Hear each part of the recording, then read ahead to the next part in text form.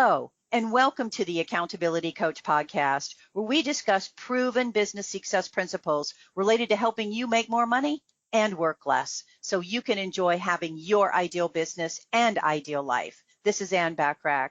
Today we have a special guest with us who is going to share her very valuable insight about how we can make what we might think impossible actually possible.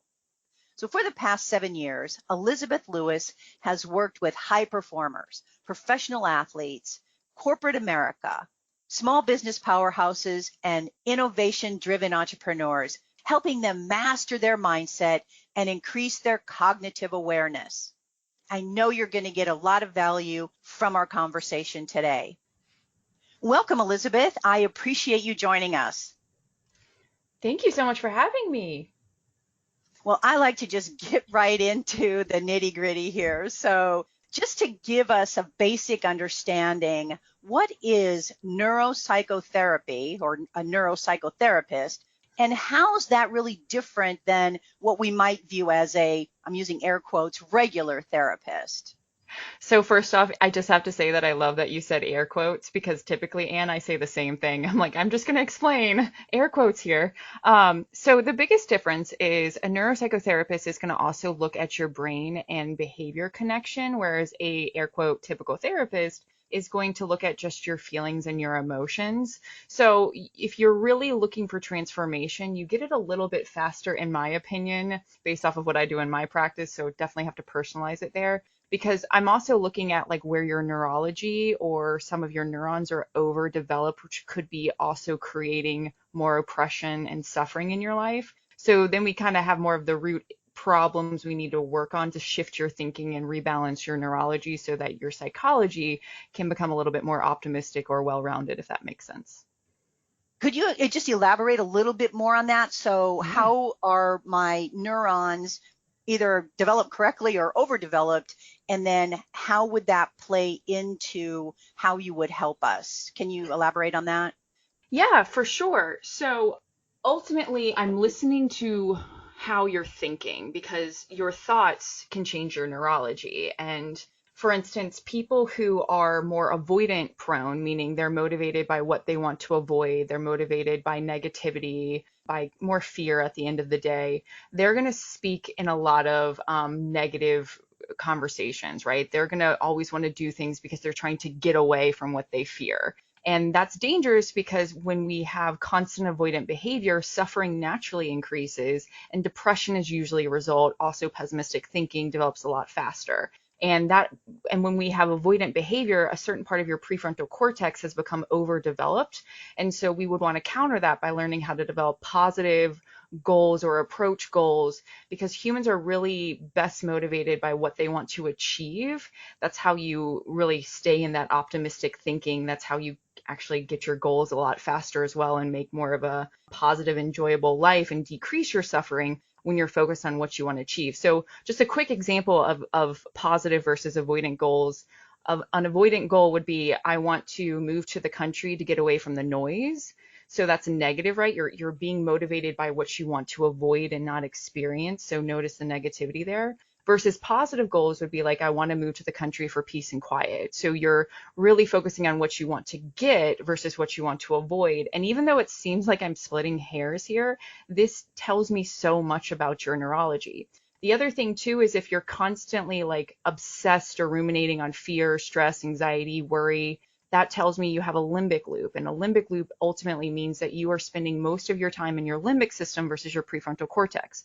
As human beings, we have prefrontal cortex, and that's what makes us so amazing as human beings and different from other animals. And when we are constantly in our limbic system, really what your experience is survival mode. I don't want you to be in survival mode because you're not going to enjoy your life to the degree you could if we could get you into your prefrontal cortex. I want to help you thrive.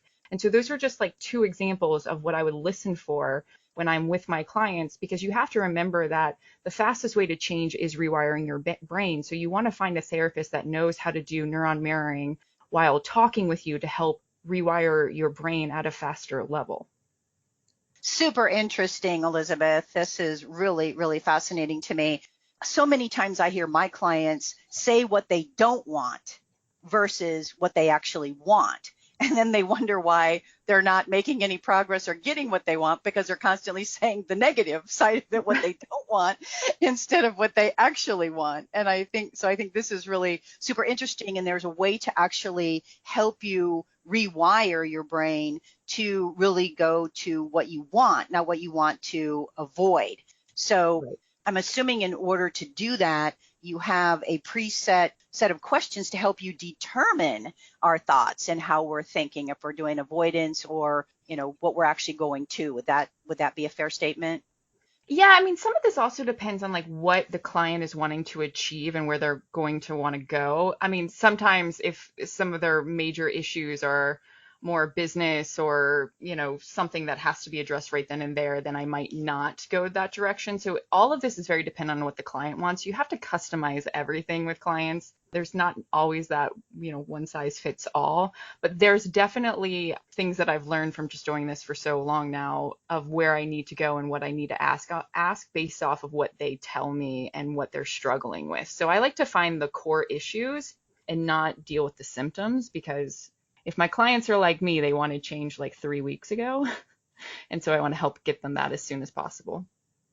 Love that. Totally love that. So what are the thinking traps that we have, and why is it important for us to really know about them? Yeah, that's a great question. So we all have thinking traps, and thinking traps is just slang for the cognitive behavior therapy word, cognitive distortions. And cognitive distortions are just our automatic negative ways of thinking that happen in like nanoseconds. So you see something and you think about it. The reason we need to know the categories of the thinking traps that we most participate with is because 95% of our thoughts are the same every single day, and 1 to 99% of those thoughts can be negative, and you can have anywhere from 6 to 70,000 thoughts a day.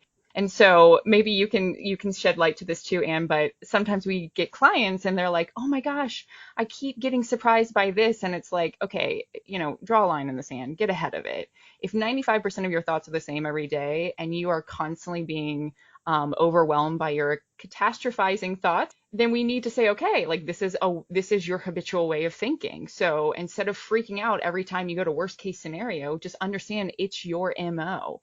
It's what your brain has been trained to think like because you have essentially trained it to do that. So if you can get ahead of the ways that you think, it's easier to catch that thought and choose a different path. And in neuroscience, we call this the magical moment, which is the nanosecond before you go down that default path. So if you want to change paths, you have to kind of know your tendencies to think. Let me put this in a metaphor because I think sometimes talking about thoughts gets really like confusing and ambiguous. But if you were driving to your grocery store, you would probably take the default path to get there, the simplest, easiest path to get there, right? But if you knew that road work was happening on that route to the grocery store, you would intentionally take a different route, right? So it's doing the same thing so that we can get better results versus constantly going down the route that's going to have all of this road work and be like, "Oh, why is there road work? I'm so frustrated by this." When it's like, well, you knew about it. Let's get ahead of it and do something different. So smart, so smart to just, raising somebody's level of awareness to what these are so they can be more conscious about getting ahead of it is super important. Yes, I totally agree. I mean, that's how we can change our thoughts. It's just growing that awareness, practicing mindfulness, and really choosing different choices, which is sometimes easier said than done, but you got to start somewhere. Yeah, definitely. In many cases, easier said than done for sure. But the awareness part is what we're looking for here to help us be more aware of our tendencies that aren't serving us. Right. Exactly. Exactly. And also having the honest conversation of like, okay, this isn't serving you, but are you willing to do the work to change? Because if not, then have that honest conversation with yourself. Yeah, and I always tell people, just because you're willing to doesn't mean you will. You have to be 100% committed to it because hey, I'm willing to do something, but yeah, I don't know that I really want to do the hard work. Yeah, exactly. So, what are some toxicities or fears that people must first work on to help them get to where they really want to be or need to be? Yeah, so the three, and they're not really fears. I would say that the three roadblocks that we have to kind of crush before we can really start to do more of that like intricate work in our mindset. And when I say intricate work, I mean like, putting the details on the molding and all of those things that really is what people want to do from Jump Street. A lot of times people are like, I don't want to build the foundation. I just want to go and have the fun. I'm like, nope, you got to build the foundation. But you've got to get rid of your jealousy and envy because that's going to constantly keep you on a negative viewpoint, and you're going to be so focused on everyone else that you're going to willingly give away that bandwidth to other people where you can't do anything about it versus implementing it where you truly have control. You also have to get rid of bitterness. Bitterness, unforgiveness is so destructive. It is connected to a lot of health issues, which is unfortunate that we don't talk a little bit more about the power of forgiveness in the medical world. And then the last one is rejection. Now, rejection takes a lot of time because typically most of people's core issues stem from rejection. And before you can really get to that root of rejection, you've got to go through a lot of fears like fear of man, fear of abandonment, fear of failure, fear of discomfort. There's so many fears. I mean, I feel like every day there's a new one. But if you can break through that jealousy and envy, you can get rid of the bitterness and learn how to forgive quickly, then that right there opens you up so much more to really deal with the core issues of where you experience rejection as a child and maybe have developed some coping mechanisms or defense mechanisms that is actually creating a lot of oppression in your life. And then let's correlate that to the impact it has on us and our work and being successful. Yeah. I mean, at the end of the day, everything runs through your psychology. I mean, everything is going to run through your brain before you make a decision. And if you want to have a successful company or if you want to be successful in your best self, then you have to learn your weeds. I mean, like, let's just take an actual plant for a second. When there's like a dead vine or a dead branch on a plant, it starts to suck the life out of the living vessels, and we can't afford that. And so what do? We prune the plant. We get rid of the dead fruit. Well, we have to do the same things in our beings if we really want to reach optimal level at the end of the day. And that sometimes means having really frank, honest conversations with ourselves, seeing where we are unhealthy and dysfunctional in our thinking, because cognitive behavioral therapy is the most effective therapy out there at a 70% success rate, which is still not amazing, but it's better than the rest. And it prides itself on helping you identify your dysfunctional thinking, which if you can start to extract your dysfunctional thinking, you can start to plant something better. And since we know we create our most dominant thoughts, in time, you're going to have this beautiful garden that's just flourishing and thriving versus this garden of weeds and destruction and death, if that makes sense. Totally makes sense. Totally makes sense. So what are the psychometrics entrepreneurs must have or must possess to be successful or increase their level of success? Because I think we all have a next level. Yeah, that's a great question. And there is a list of psychometrics. And at the end of the day, it's more so wanting to get your psychometric levels to this score. So, first off, entrepreneurs definitely need to be social. They need to be extroverts. They need a recognition of around a 7 at the very tops. They need to be moderately conscientiousness to extremely conscientiousness. Their exhibition score needs to be medium to high. We need to have healthy trust. I mean, unfortunately, I see a lot of entrepreneurs who are more pessimistic and don't have trust. Nurturance, we need to have a moderate level of nurturance, and then our dedication traits like ambition, endurance, assertiveness, boldness, coachability, and leadership, they all need to be extremely high at about a 10 would be ideal, obviously. And then for organizational traits, we need to have high structure, meaning we know how to communicate effectively and put our thoughts in correct order to be the most influential. We need to be organized. We need to have a degree of flexibility, but not too high of flexibility at the same time. And our creativity needs to be high. We need to have high responsibility. We also need high self-confidence, high composure, high tough-mindedness, and moderate autonomy, but high contentment and high control, which, a lot of these self-control traits and just traits throughout, it takes intentionality to get there. Because if you have any soul wounds in your past, that's going to hinder you. If you don't have a positive opinion about yourself, that's going to hinder you. If you struggle with pessimism, that's going to hinder your ability to trust people. And so all of these little factors, all these traits do create potential problems or solutions to potential obstacles, if that makes sense. Absolutely. I'm just curious, is there some kind of psychometric test that we can take that lets us know at least where we are, and then you can help us like make some changes or make the changes necessary to get us to the place we need to be? Yes, in fact, there are two that I know of. One is free that I offer on my website. It's a performance development assessment, and you can, don't laugh at the link. I didn't think about it when I made it, but you can go to Elizabeth Lewis, Louis /performance dev ass. Didn't think about it. Didn't think about it when I wrote it. And then you can also pay for one. It's about $200 and it's called the Winslow Assessment. And it's one of the only assessments that actually upholds in the court of law. And so I always encourage my employers to use that assessment if they're hiring for a certain position, because you ultimately get like an x-ray of their brain, and it's awesome, especially if you have like performance development programs in your company, because you essentially not only have an x-ray of their mind, but you have agreement. It's like, okay, well, you answered these questions, so here's where you are. What are you willing to do to improve? And so you kind of can't get lied to in this situation, because it's so easy to just have people, pretend that they're better than they are, or, sell you chocolate milk when really it's just, water with chocolate in it. I haven't really heard that one before. Chocolate milk, but I'm just selling you chocolate with water in it. That's good. I like that. Um, what are the 5 personality traits that can make us the happiest, so that I think that when we're happy, obviously a lot of other things just naturally fall into place? Yeah, so it's the acronym for OCEAN. So first we have openness. So the more open you are, the better. Then we have conscientiousness. And so the more you are a selfless person, excuse me, the more you're kind of aware of your surroundings, and you want to do what's right for humanity is ideal. And then we have extroversion. So we know that the more extroverted you are, the happier you are theoretically.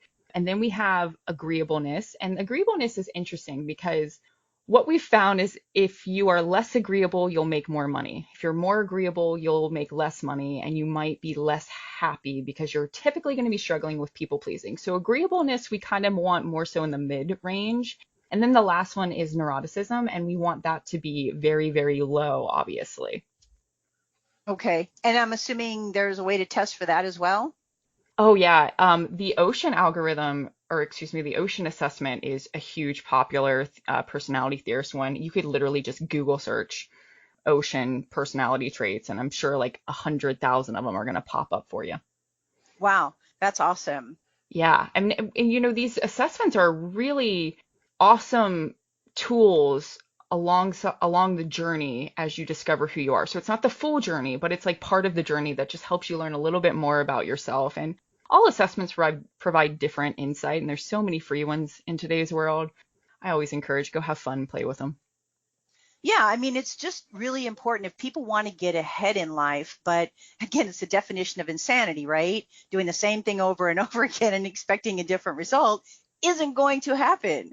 So a lot of times we get stuck in these traps, and then we need someone to help us really see the light, so to speak, and open up ourselves and our mindset and our wisdom to these assessments and places we can go to really get the help we need, so we can, if we're going to put in the work, get to where we ultimately want to go. Exactly. Exactly.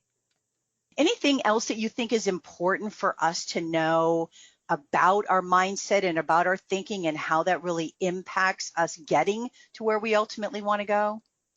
Yes, I think it's really important to learn how to master your mindset. At the end of the day, we don't really fully ever master it, like it's completed and we can like check that off the list and do something else, because we're constantly evolving as humans. But there are some fundamentals to mastering your mindset that have to be curated before you can really move to the next level. A lot of times clients come to me and they're like ready to build their second or third story, and they don't even have their first story, let alone the foundation completed. And so I always encourage people like learn the foundational elements to your mindset, because these are things that are always going to be fairly the same. They might change to a degree, but they're going to be fairly concrete. And then once you have those in place, you can build other things. And I do have a course right now called Mindset Mastery that teaches you exactly how to do this in a linear framework. It's on sale right now for $97. But some of the keys to learning how to master your mindset is really getting clear on where you're going. So many people aren't clear on where they're going in life. And this is dangerous because, well, like, I mean, imagine if you just left your house and you're like, well, I need to go to the grocery store, but I have no idea how I'm going to get there. And I have no idea when I'm going to go there. Like, you might not ever end up there, and you might have no food at the end of the day. The other thing too is, how do you make decisions? A lot of people make decisions on their feelings. This is dangerous. Limbic loops can send you false information. We know that the brain can send false information quite often, especially in the sensation of emotions or feelings. So what are your values? The next thing is, do you even know how toxic your thinking is? So kind of going back into those thinking traps. Then learning how to practice mindfulness into your thinking, and learning how to participate and implement radical acceptance. So really actually playing that card versus thinking about it is important, but also learning how to navigate your intense emotions. I mean, we're going to have intense emotions at time in life. So get ahead of it, plan for it, understand how to navigate it, understand things that you can do to decrease the intensity of that emotion, or, you know, maybe even decrease a blow up if you can prevent that. But then it's also learning how to create healthy self-talk. So many people are extremely critical to themselves. No, we got to get rid of that as soon as possible. And when you have healthy self-talk, your ability to communicate effectively also just radically grows, which is pretty cool, because what people forget is that communication is what the listener perceives. It's not what the communicator said. So this is why we have to be really effective in our communication style, because we're all made differently.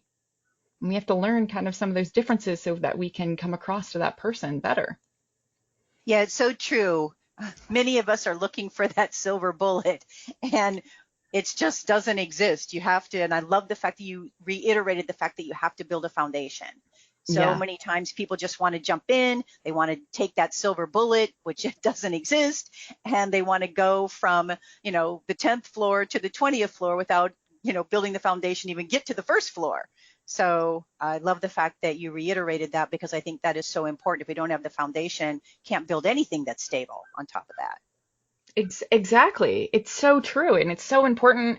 And a lot of times people are like, "Oh, I don't want to do it." You know, my program is 8 hours total, and I think it might even be a little less than that. At the end of the day, it's amazing how quickly you can collapse time when you get serious and stay focused.